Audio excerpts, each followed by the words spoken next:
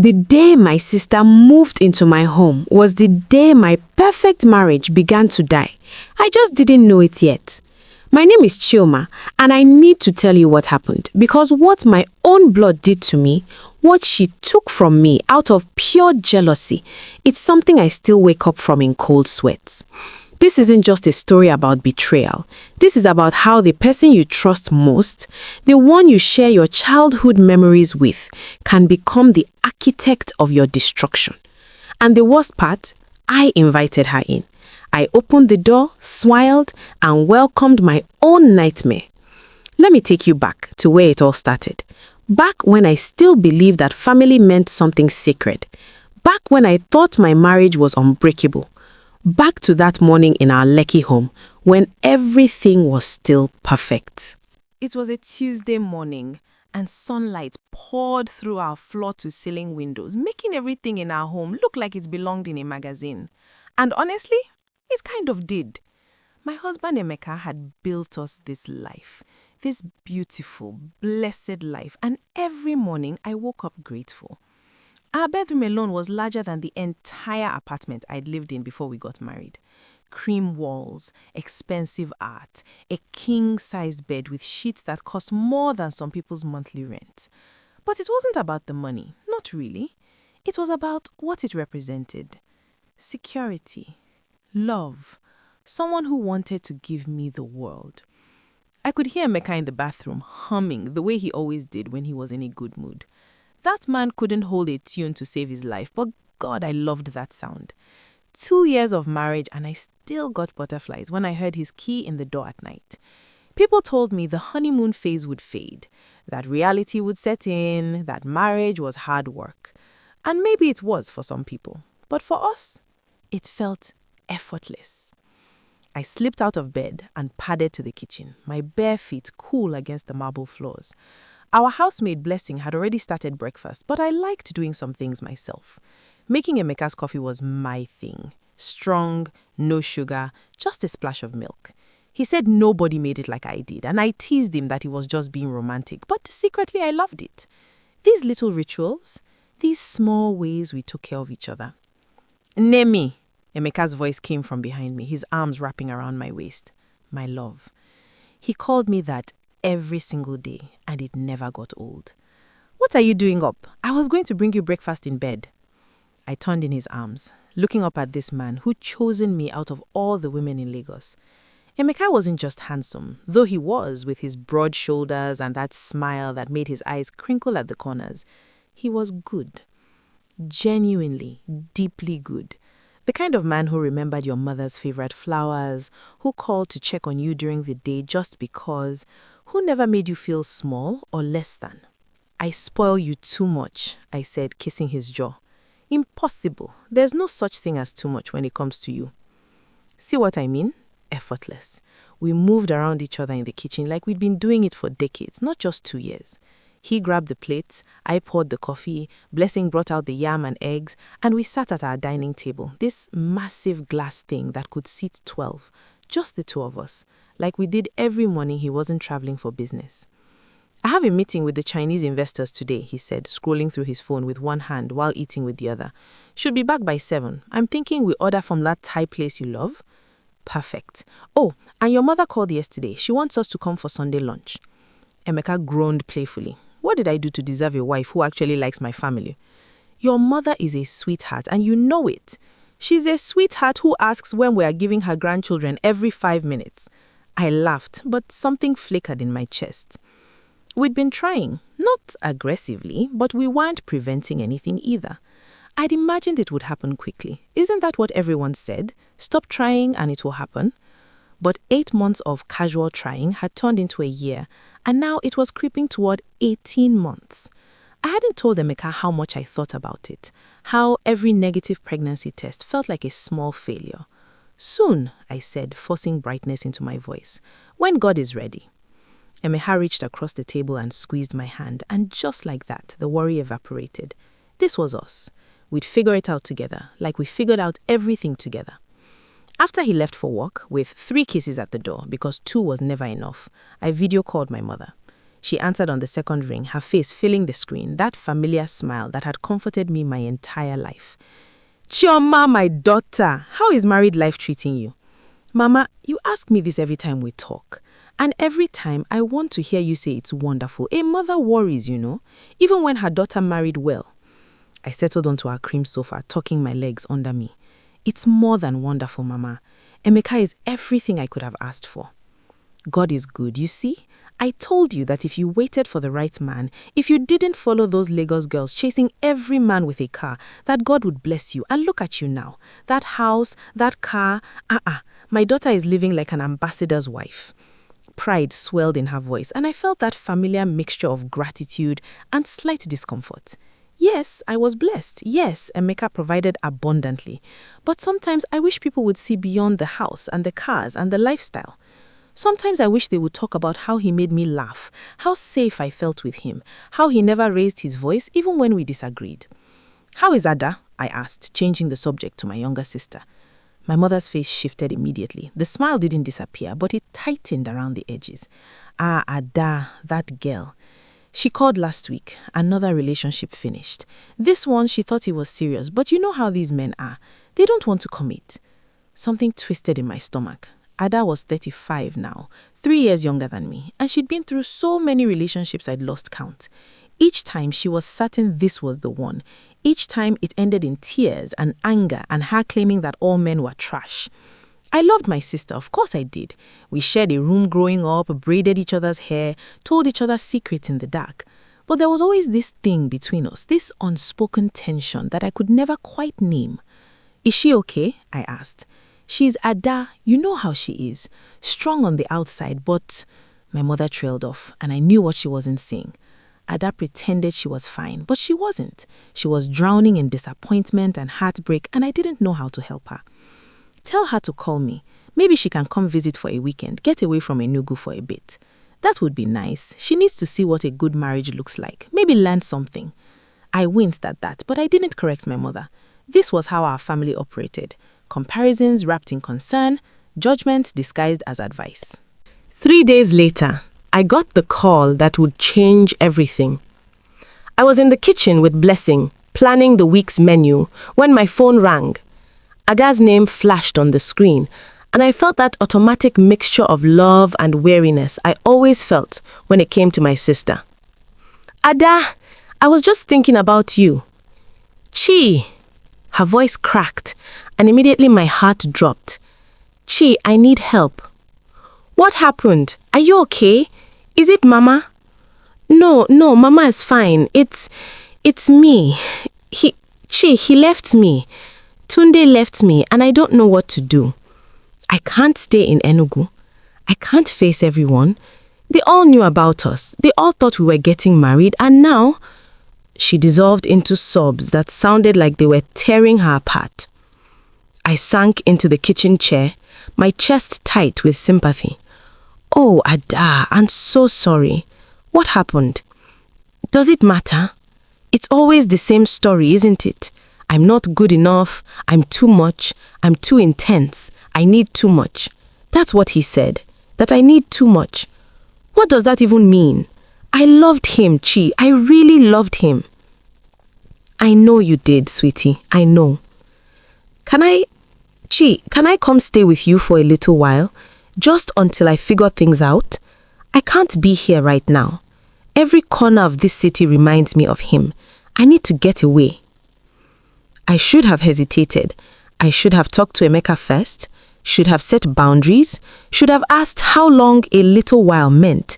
But this was my baby sister crying on the phone, and every protective instinct I had roared to life. Of course you can come. We have plenty of space. Come as soon as you need to. Really? Oh, Chi, thank you.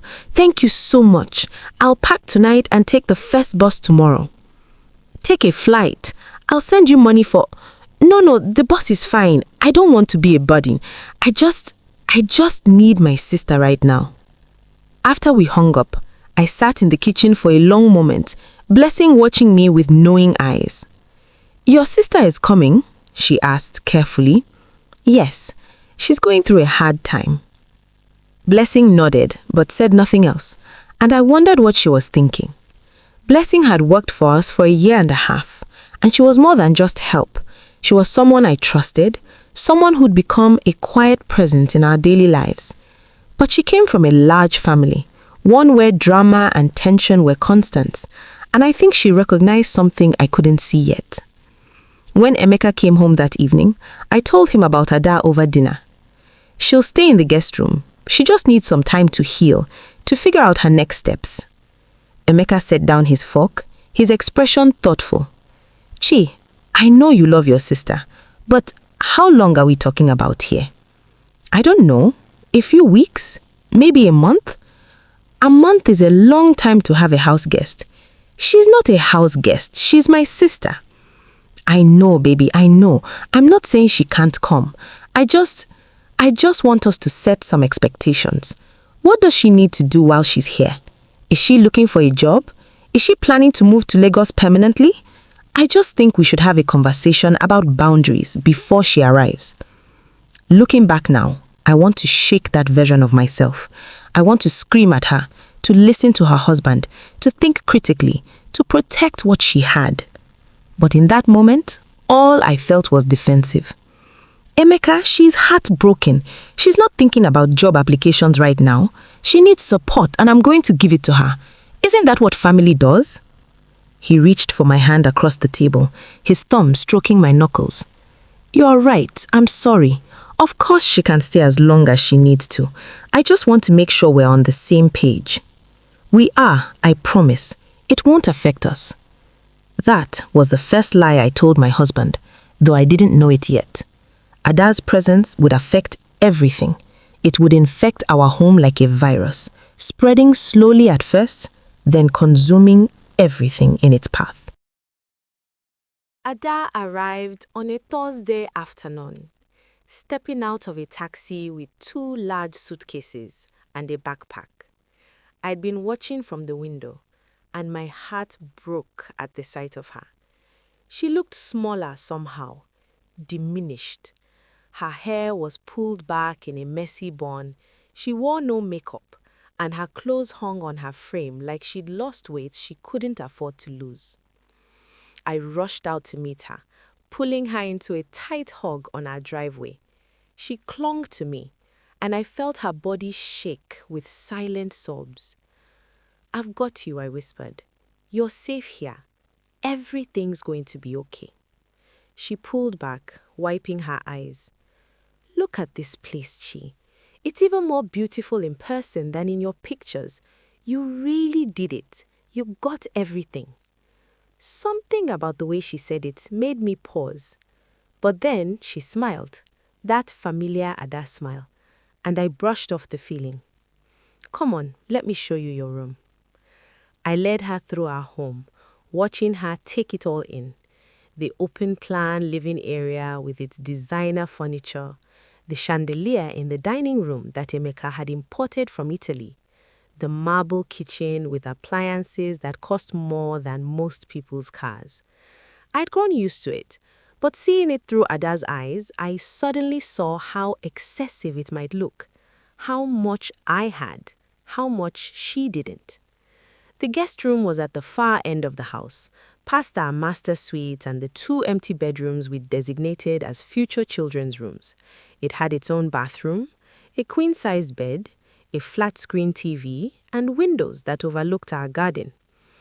This is bigger than my entire apartment in Enugu. I want you to be comfortable. There are fresh towels in the bathroom, and Blessing can do your laundry if you need. Just make yourself at home, okay? Stay as long as you need to. She set her suitcases down and sat on the bed, running her hand over the duvet. How did you do it, Chi? How did you find a man like Emeka? A man who gives you all of this? I sat beside her, uncomfortable with the direction of the conversation.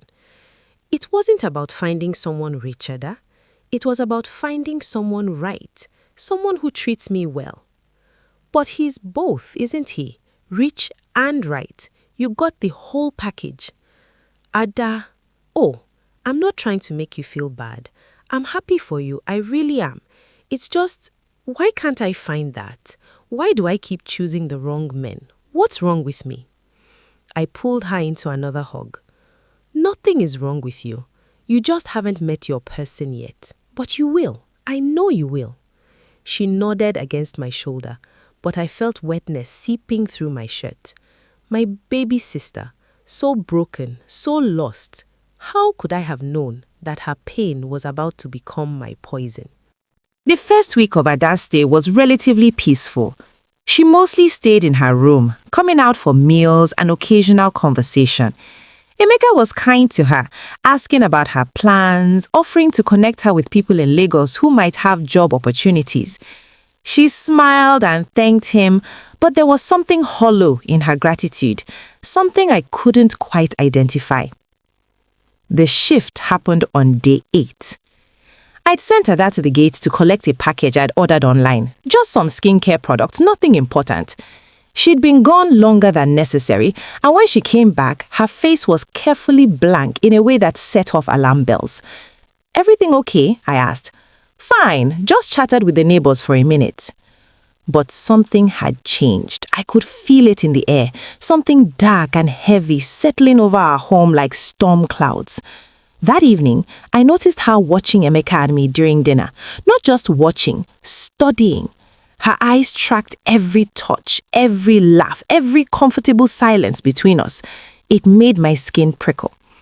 After dinner, Emeka and I retreated to our room like we always did. It was our time. We'd put on a movie or just talk about our days, lying in bed together, his hand playing with my hair, my head on his chest.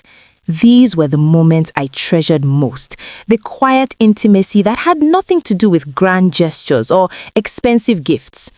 That night, we were laughing about something silly. I can't even remember what now.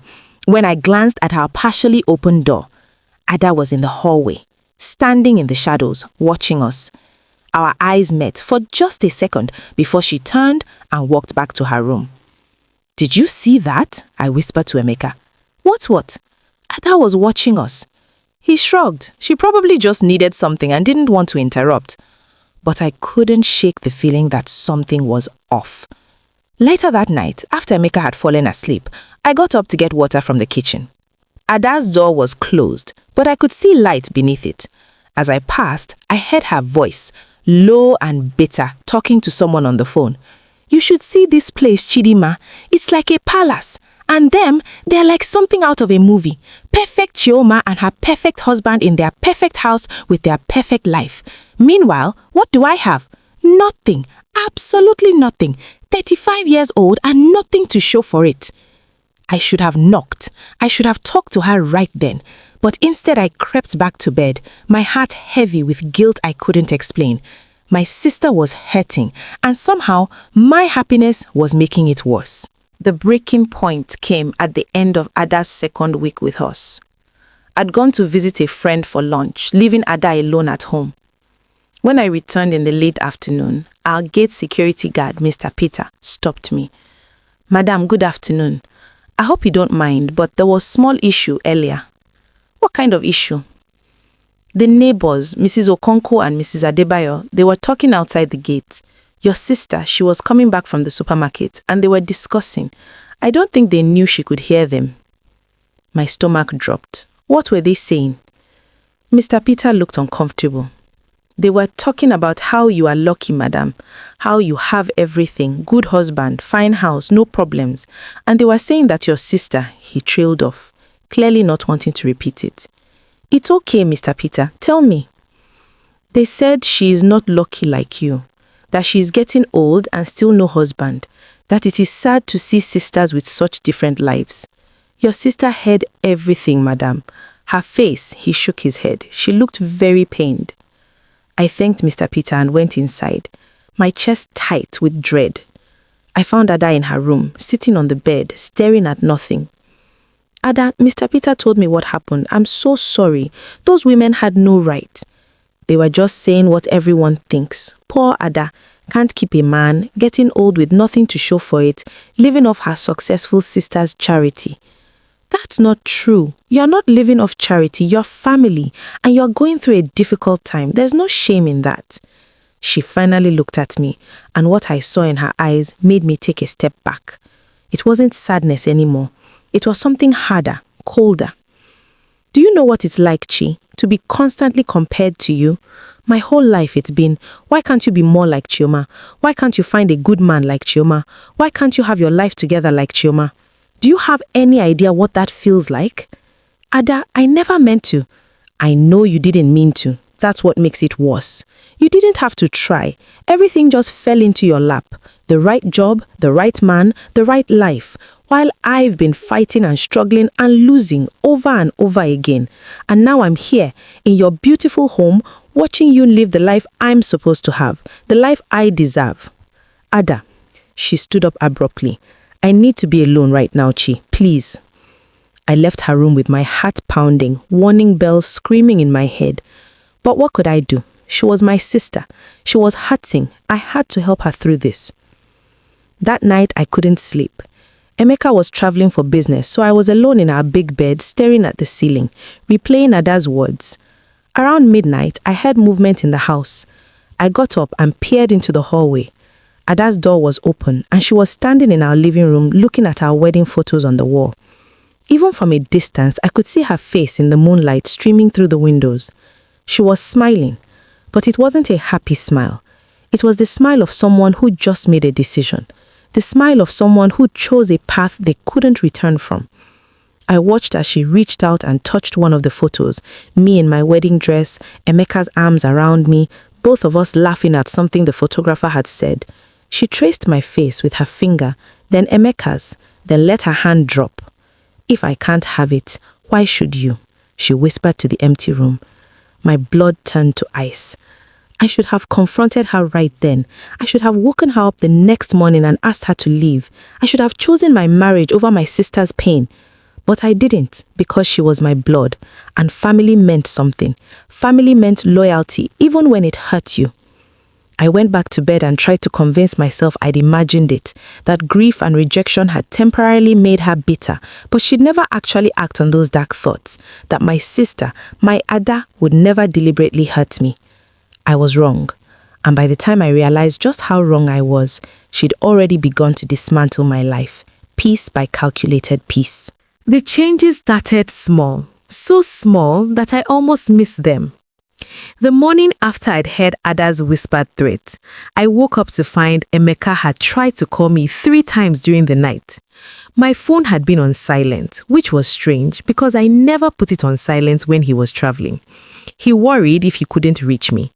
When I called him back, he sounded irritated in a way that was unusual for him. Chi, why didn't you answer last night? I was worried something had happened. I'm sorry, baby. I must have accidentally put my phone on silent. I didn't even realize. You never do that when I'm away. I know. I don't know how it happened. I'm sorry. A pause. It's fine. Just make sure it doesn't happen again, okay? I need to know you're safe.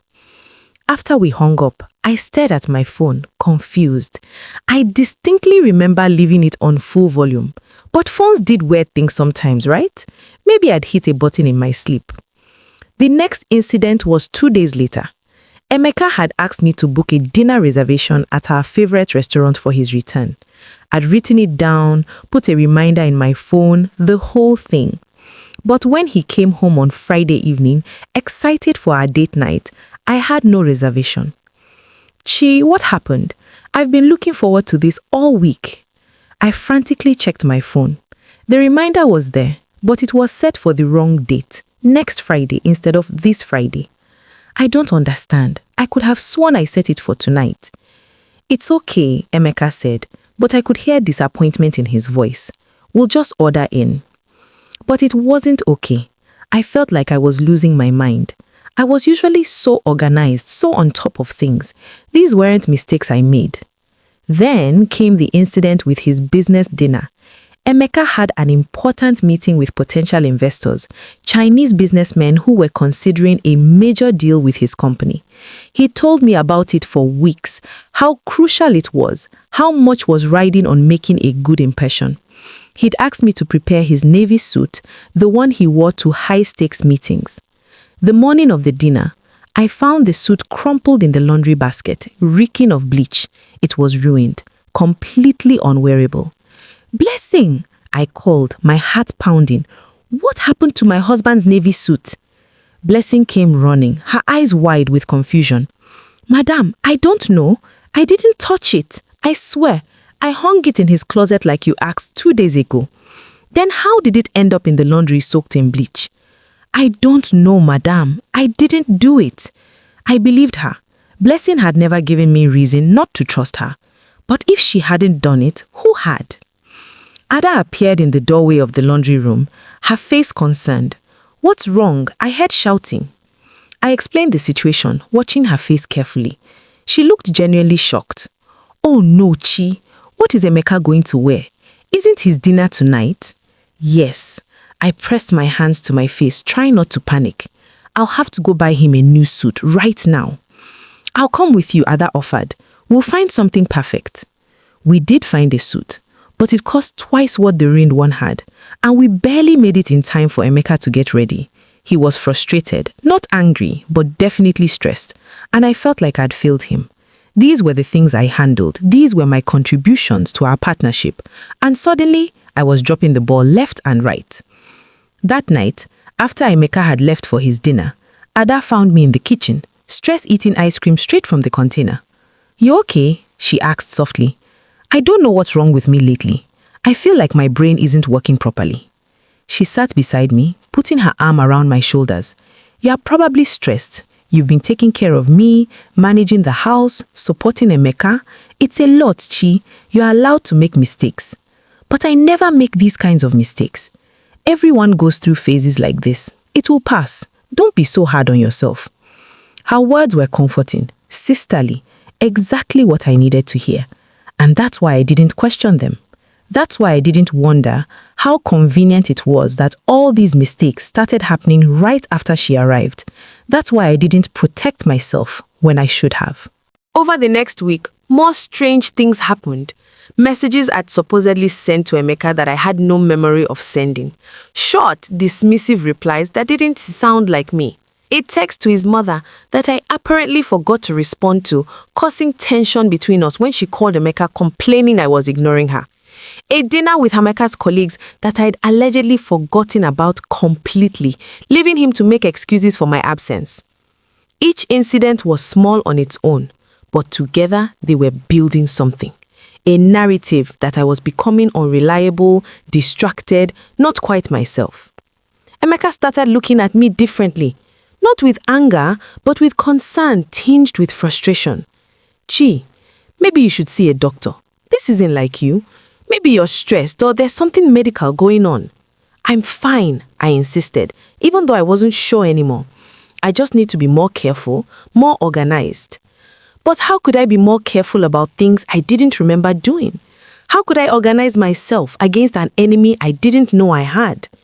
Ada, meanwhile, had become the perfect house guest. She helped with everything: cooking, cleaning, running errands. She befriended Blessing, chatting with her in Igbo, making her laugh. She was sweet to Emeka, never overstepping, always respectful of our space and our marriage. She even started going to job interviews, showing us that she was trying to get back on her feet. She was everything a good sister should be, which is why I never suspected her. Why would I? She was helping me, supporting me, being there for me during this weird, stressful time when I seemed to be falling apart. I didn't know that every kind gesture was cover. Every helpful act was camouflage. Every moment of sisterly support was part of a larger plan to destroy everything I loved. I didn't know that while I slept, she was in my phone, changing settings, deleting messages, creating chaos. I didn't know that she'd befriended Blessing not out of kindness, but to have an ally, someone who could corroborate her lies later. I didn't know that the ruined suit, the missed reservations, the silent phone, none of it was accident or stress or my failing mind. It was her. All of it was her. And this was just the beginning.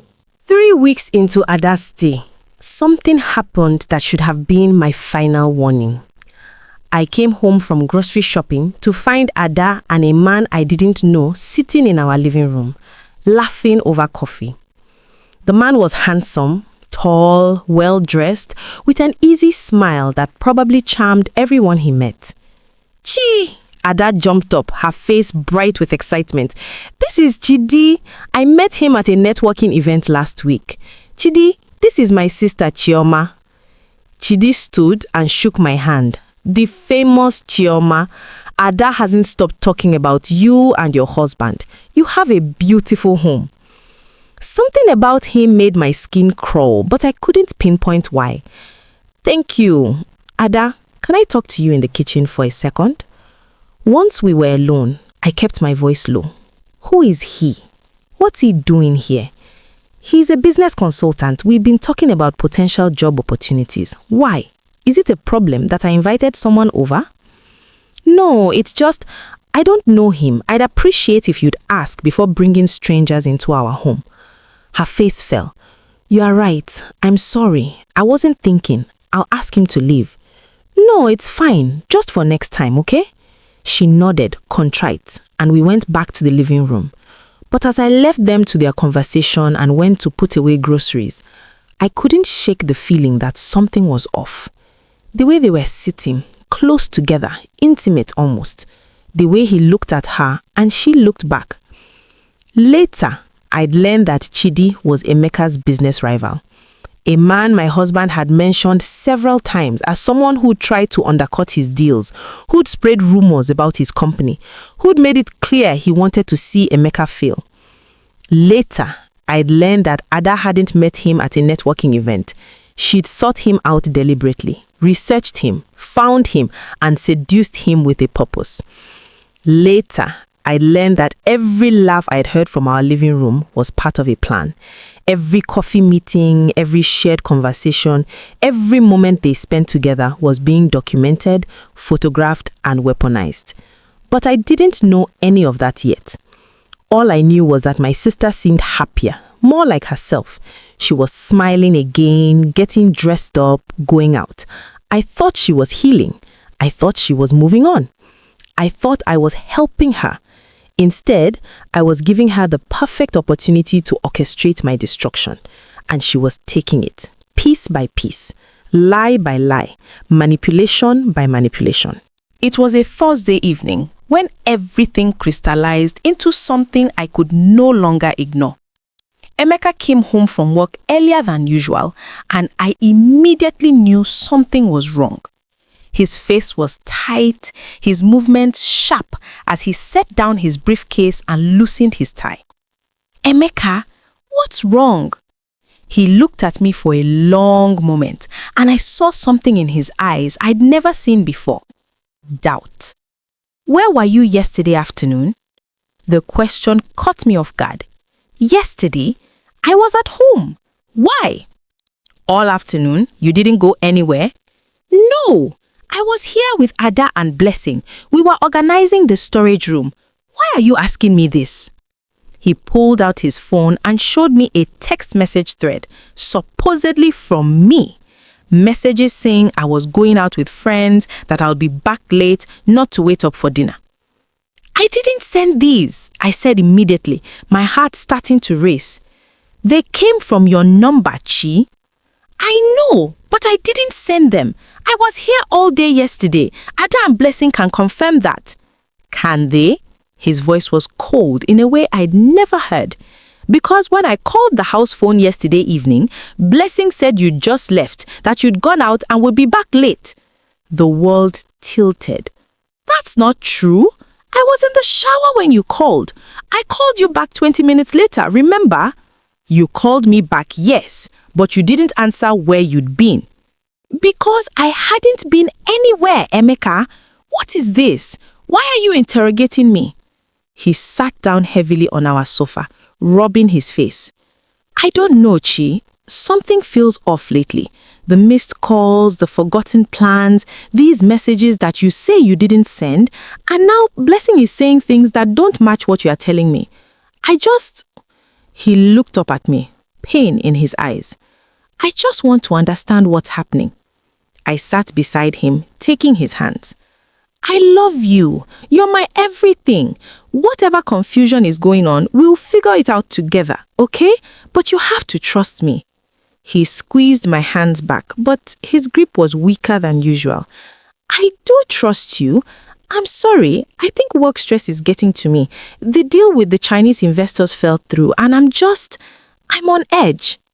We held each other, and I tried to ignore the sick feeling in my stomach.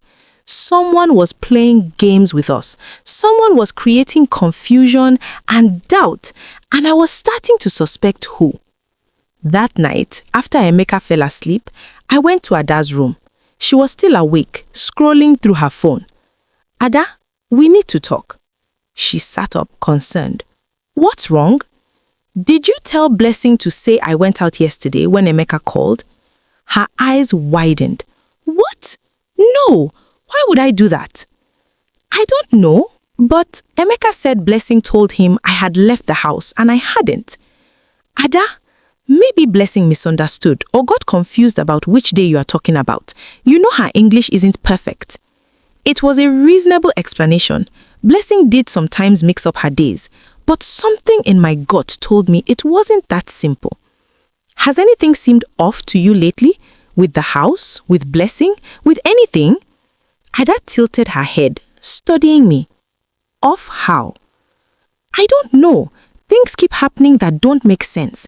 Messages I don't remember sending, plans I supposedly forgot. It's like someone is messing with my life. For just a second, a fraction of a second, I saw something flicker across her face. Satisfaction, maybe, or triumph? But then it was gone, replaced with concern. Chi, you sound paranoid. Maybe Emeka is right. Maybe you should see a doctor. Stress can do weird things to your memory. I'm not stressed, and there's nothing wrong with my memory. Okay, she held up her hands in surrender. I'm just trying to help. But if you think someone is deliberately trying to mess with you, who would it be? Who would want to hurt you? The question hung in the air between us, and I couldn't answer it because the only person with means and opportunity was my own sister, and that was impossible. Unthinkable. Was it? I left her room without another word and went back to bed beside my husband. I lay there in the dark, listening to him breathe, feeling the warmth of his body next to me. I had no idea that this was one of the last peaceful nights I would have in this house. No idea that my sister's plan was already in motion, that wheels were turning I couldn't see, that evidence was being manufactured and witnesses were being manipulated. No idea that within weeks, the man sleeping beside me would be demanding a divorce, convinced I'd betrayed him with another man. No idea that my perfect marriage was already dead. I just didn't know it. So here's what I need you to ask yourself right now. When the people closest to you start doubting your truth, when your own reality is being rewritten by someone you trust, how do you prove you are not losing your mind? And more importantly, how do you fight an enemy that wears the face of family? Because what happened next, what Ada did next, it would make everything I just told you look like a warm-up. The real destruction, that was just beginning. The morning after my confrontation with Ada, I woke up to find her already gone from the house. A note on the kitchen counter said she had a job interview and would be back in the afternoon. I should have been happy. She was finally taking steps to rebuild her life. Instead, all I felt was unease. What I didn't know was that Ada wasn't at any job interview. She was sitting across from Chidi in a hotel restaurant in Victoria Island, her hand on his arm, her laugh bright and flirtatious, in a way that would have shocked me if I'd seen it. "You are sure this will work?" Chidi asked, sipping his coffee, his eyes never leaving her face. Ada leaned in closer. "Trust me. Emeka thinks the world of his precious wife. The more perfect he thinks she is, the harder he'll fall when he sees proof she's not. And you get what you want. His reputation destroyed, his business deals falling apart because nobody wants to work with a man who can't even control his own home. And what do you get out of this? Why go to all this trouble?" Ada's smile was cold enough to freeze water. I'd get to watch her lose everything she took from me. her perfect life, her perfect marriage, her perfect happiness. She gets to feel what I felt my entire life: inadequate, unwanted, not good enough. Chidi studied her for a long moment. You really hate your sister, don't you? Hate? No. I hate that she got everything without trying. I hate that the world handed her a fairy tale while I got rejection after rejection. I hate that our mother looks at her with pride and looks at me with pity. But hate her personally. She paused. And when she spoke again, her voice was barely a whisper. Sometimes I do. And sometimes I just want her to understand, to really understand what it feels like to be me. You're a dangerous woman, Ada. Only to people who deserve it. She pulled out her phone and showed him a calendar. Here's what we're going to do. Today, you and I will go to that cafe on Admiralty Way, the one Chioma goes to every Wednesday. We'll sit where she usually sits, take photos that look intimate. I'll edit myself out later, make it look like she's there with you instead of me.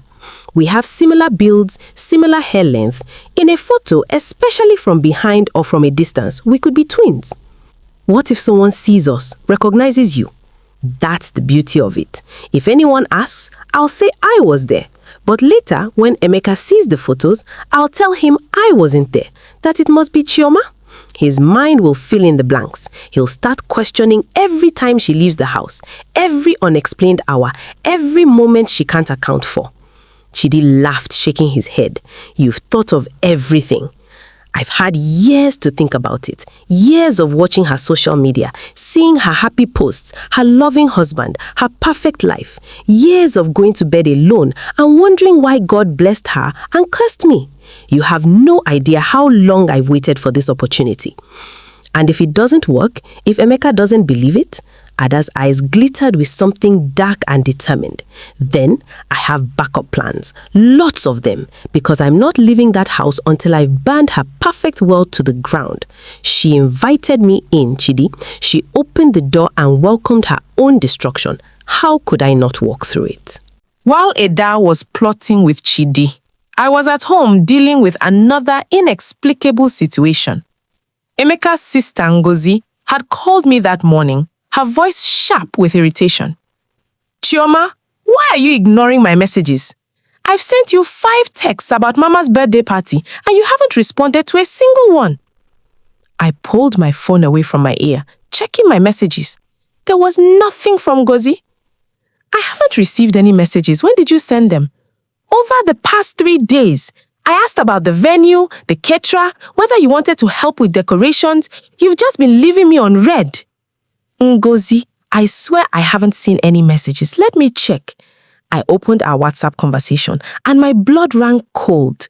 There were her messages, all 5 of them, all marked as read. But I'd never opened them. I'd never seen them until this moment. I don't understand. These show as read, but I never... You know what? Forget it. I'll handle the party myself. I just thought you'd want to be involved in your mother-in-law's celebration, but clearly you're too busy. She hung up before I could explain. I sat on my bed, staring at my phone like it was a foreign object. This was the 3rd time this week that messages had mysteriously been marked as read without me opening them. The 2nd time, someone had claimed I ignored important communication. Everything okay? Ada appeared in my doorway, her face concerned. She'd apparently come home while I was on the phone. No, Ngozi just called, angry that I've been ignoring her messages about her mother's birthday. But Ada, I never saw them until just now. Ada sat beside me on the bed, looking at my phone. Did you maybe open them by accident? Sometimes you can swipe and mark things as read without meaning to. I didn't. I know I didn't. Ada put her arm around me. I'm worried about you. This is happening a lot lately. The memory issues, the confusion. Maybe you really should see a doctor. What if it's something serious? It's not medical, Ada. Someone is messing with my phone. Who would do that? The only people who have access to your phone are me, Emeka, and Blessing. Are you saying one of us is sabotaging you? The way she said it, so reasonable, so logical, made me feel crazy. No, I don't know. I just know something isn't right. Okay, She squeezed my shoulder. How about this? Change all your passwords. Put a different lock code on your phone. If someone really is accessing your stuff, that will stop them.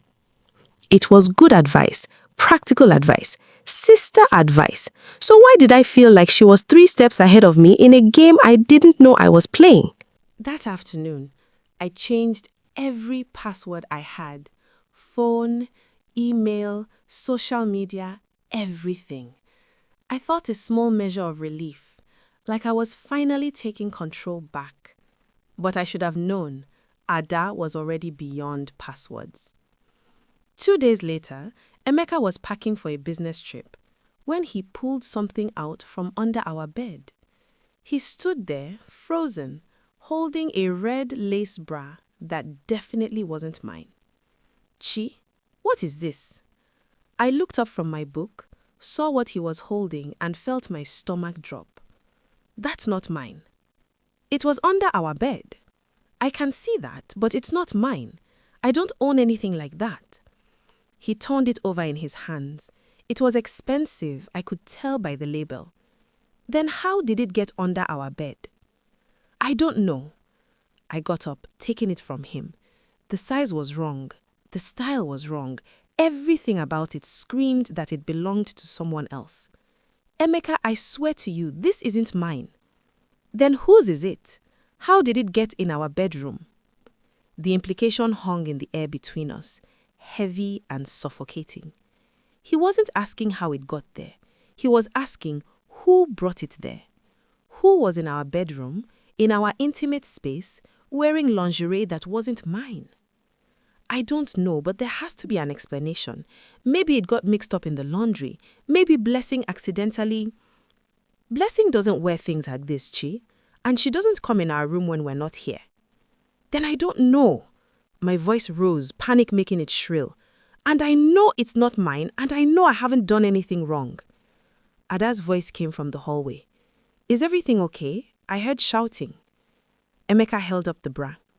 Ada, have you seen this before? She stepped into the room, her eyes widening at the sight of the red lace. Oh my God. No. What? Where did you find that? Under our bed, Emeka said, his voice tight. Ada looked at me and I saw what looked like confusion and concern on her face. But now, knowing what I know, I can see what was really there. Calculation. She was measuring the moment, deciding how much damage she could do. Chi, that's not yours, is it? No, I've never seen it before. Then how did it get here? Ada asked, the question innocently, but it landed like an accusation. Emeka set the bra down on the bed and rubbed his face. I need to think. I need to go. My flight leaves in 2 hours anyway. Emeka, please, we need to talk about this. What is there to talk about, Chi? It's either you're lying to me or something very strange is happening in our house. And right now, I don't know which option scares me more. He left, and I sank onto the bed, the red bra mocking me with its presence. Ada sat beside me, rubbing my back in what should have been a comforting gesture. It will be okay, Chi.